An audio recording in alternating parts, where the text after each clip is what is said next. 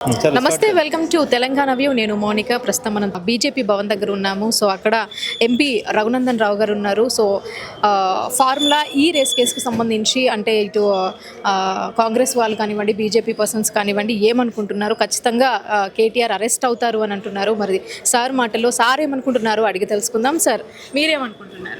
మీరు అనుకుంటుందే నేను అనుకుంటున్నాను. ఇందాక మీరు ఇంట్రోలో చెప్పినట్టు కేటీఆర్ అరెస్ట్ అవుతాడని అందరూ అనుకుంటున్నట్టు నేను కూడా అనుకుంటున్నాను. అంటే సార్ బేసిక్గా ఇప్పుడు బీజేపీ వాళ్ళు కానివ్వండి, లేకపోతే కాంగ్రెస్ వాళ్ళు కానివ్వండి, అంటే ఇలా వాళ్ళు చూసుకునేటటువంటి దాన్ని ఇటు రెండు పార్టీలు కలిసి ఇలా మాట్లాడడం ఇది కక్ష సాధింపు చర్యల కిందకి వస్తుంది అంటే మీరేమనుకుంటున్నారు? అసలు ఇప్పుడు నేను నా కారు ఎక్కడానికి పోతుంటే దారిలో దొరకబట్టి నువ్వు కేటీఆర్ని అరెస్ట్ చేస్తారని అనుకుంటారు, ఏమంటారో అన్నావు. మీరు అనుకుంటున్నట్టే నేను అనుకుంటున్నా అన్నా.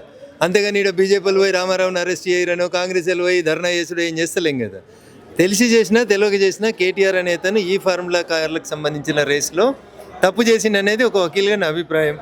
భారతీయ జనతా పార్టీ ఆయనను అరెస్ట్ చేయాలి, ఆయన జైల్లో పెట్టాలి, కొట్టాలి, తిట్టాలని నేను కోరుకుంటలేను. కానీ చట్టం ముందు అందరూ సమానులైనటువంటి నానుడి ప్రకారం తప్పు చేసిన వాళ్ళు ఎవరైనా శిక్షించబడాలని నేను కోరుకుంటాను.